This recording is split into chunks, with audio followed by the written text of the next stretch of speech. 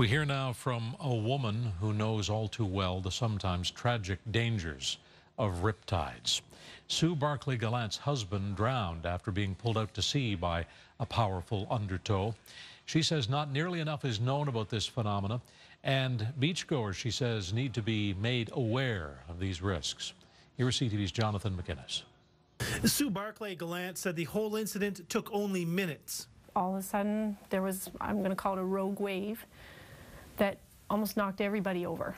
It was like the plug was pulled on the bottom of the ocean. They were being sucked out, really. Barclay Gallant was on a family vacation. Relatives were visiting from Ontario. It was a warm July afternoon, and some of the group decided to go to Bear River Beach in St. Margaret's, Prince Edward Island for a swim. Gallant says they weren't deep when that wave hit. Her husband, Dan, her brother-in-law, and his 2 teenage children were dragged into deeper water. Others on the private, unsupervised beach tried to help. I can tell you that by the time fire and rescue and the fishermen arrived, you know, one of the gentlemen was way over to the right, and I had not taken my eyes off of him because he was the only person at that point I can see. My nephew had been rescued, and I knew I had lost my husband, so. His body was soon recovered by fishermen. Her brother-in-law and niece were safe.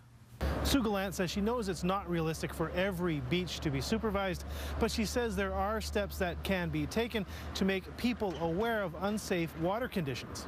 If there had been a sign, you know, we have that welcome to Riverview sign, if there had been something on the island that day that had said, all North Shore beaches closed today due to risk of rip currents, we would have known we were heading to a North Shore beach. We wouldn't have gone. Barclay Gallant understands people will always head to the beach in the summertime, but she's asking for people to do some research before heading to the surf. I wouldn't recommend going to any beach, especially with children.